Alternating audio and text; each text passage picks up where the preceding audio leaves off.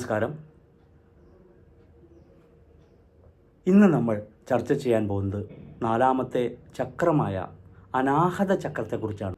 ഈ അനാഹത ചക്രം എവിടെയാണ് സ്ഥിതി ചെയ്യുന്നത്? മണിപൂര ചക്രത്തിന് മുകളിലായി ഉരസിൻ്റെ മധ്യഭാഗത്തായാണ് അനാഹത ചക്രം ഉള്ളത്. ഇനി ഇതിൻ്റെ അടയാളം എന്താണ്? കടും നീലവർണ്ണത്തിൽ 12 ദലങ്ങളുള്ള താമരയ്ക്കുള്ളിൽ ഷഡ്ഭുജാകൃതിയിലുള്ള യന്ത്രമാണ് ഇതിൻ്റെ അടയാളം. അനാഹത ചക്രത്തിൻ്റെ തത്വം വായു തത്വമാണ്. ഇതിൻ്റെ മന്ത്രം യം ആണ്. അപ്പോൾ ഹൃദയഭാഗത്ത് സ്ഥിതി ചെയ്യുന്ന അനാഹത ചക്രം മണിപൂര ചക്രത്തിൽ നിന്ന് കുണ്ടലിനി ശക്തിയെ യോഗാനുഷ്ഠാനങ്ങളൊക്കെ നടത്തി നമ്മൾ മുകളിലേക്ക് ഉയർത്തിക്കൊണ്ടുവരുമ്പോൾ ഹൃദയഭാഗത്ത് കിടക്കുന്ന അനാഹത ചക്രത്തിലേക്ക് നമ്മളുടെ ലൈഫ് ഫോഴ്സ് എനർജി എത്തിക്കഴിഞ്ഞാൽ അവിടെ ഉണ്ടാകുന്ന മാറ്റം എന്താണ്? നാം പറയാറില്ലേ, നമ്മുടെ ഉള്ളിലെ സ്നേഹം നിറയുമ്പോൾ നമ്മൾ നെഞ്ചത്ത് കയറുമ്പോൾ ഞാൻ എത്രമാത്രം സ്നേഹിച്ചു എന്നറിയാമോ? എത്രമാത്രം സ്നേഹം എന്നിൽ ഉണ്ട് എന്നറിയാമോ?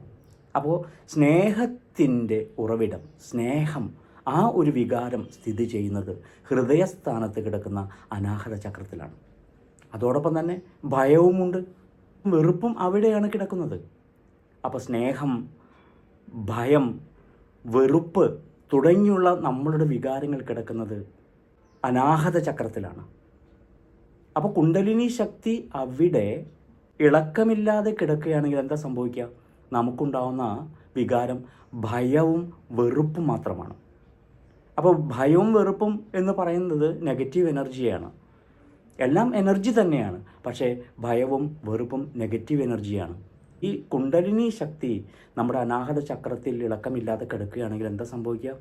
നമ്മൾ ഭയത്തിൽപ്പെട്ടു പോകും. നമുക്ക് കാണുന്നവരെയൊക്കെ വെറുക്കും. നമ്മൾ എല്ലാത്തിലും നമുക്കൊരു സുഖം കണ്ടെത്താനായിട്ട് കഴിയില്ല. അപ്പോൾ അവിടെ നിന്ന് കുണ്ടലിനി ശക്തി ചലിക്കുമ്പോൾ മാത്രമാണ് സ്നേഹം എന്ന വികാരം നമുക്കുണ്ടാകുന്നത്.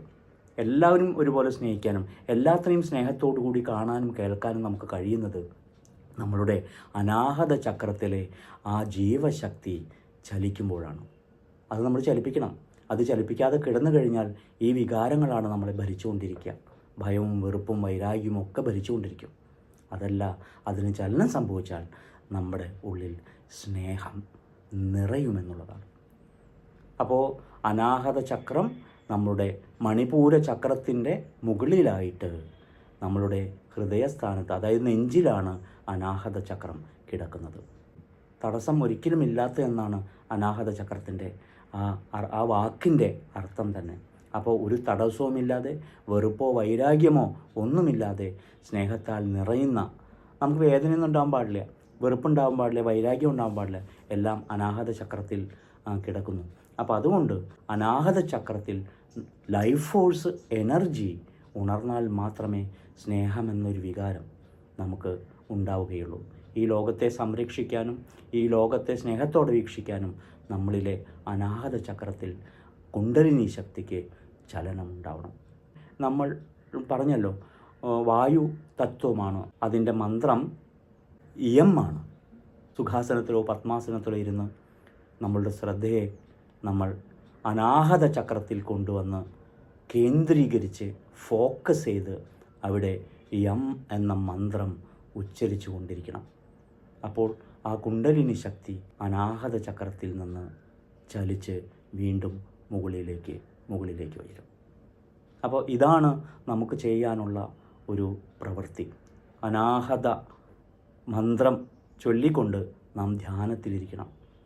അപ്പോൾ സ്നേഹത്തെ ഉയർത്തുവാനും വൈരാഗ്യം, വെറുപ്പ് തുടങ്ങിയ നെഗറ്റീവ് ഊർജങ്ങളെ നമ്മളിൽ നിന്ന് ഇല്ലാതാക്കാനും അനാഹത ചക്രത്തിലുള്ള ധ്യാനം നമ്മളെ സഹായിക്കും. ഇത് പരമപ്രധാനമായിട്ടുള്ള ഒരു അറിവാണ്. ആ അറിവിലൂടെ നാം ഈ ലക്ഷ്യത്തിലേക്ക് എത്തുമെന്ന വിശ്വാസത്തോടു കൂടിയിട്ട് നാം ഓരോ ചക്രങ്ങളിലും ധ്യാനം ചെയ്യണം. അപ്പോഴാണ് നമ്മളിലെ ആ ലൈഫ് ഫോഴ്സ് എനർജി ഉയർന്ന് സഹസ്രാര പത്മത്തിലേക്ക് എത്തുന്നത്. എല്ലാവരും നന്നായിട്ട് പഠിക്കണം.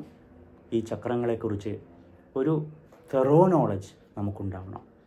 എല്ലാവർക്കും ഇത് പഠിക്കാനും കേൾക്കാനുമായിട്ട് വീണ്ടും മാഷ് പറയണം, മാക്സിമം ആൾക്കാരെ കൊണ്ട് സബ്സ്ക്രൈബ് ചെയ്യിപ്പിക്കുക, ഇത് അവരെ കൊണ്ട് കേൾപ്പിക്കുക. എന്നിട്ട് അവർ കുറച്ച് നേരം ഇരുന്ന് ഈ ചക്രധ്യാനം ചെയ്യാനായിട്ട് അവർക്ക് കഴിയുമെങ്കിൽ അത് തന്നെയാണ് നമ്മളുടെ ഏറ്റവും പ്രധാനപ്പെട്ട ലക്ഷ്യം. ഒരാൾക്കെങ്കിലും ആ ധ്യാനം പഠിക്കാൻ, ആ ധ്യാനം ചെയ്യാൻ കഴിഞ്ഞാൽ അത് തന്നെയാണ് നമ്മളുടെ ഈ എഫർട്ടിൻ്റെ റിസൾട്ട്.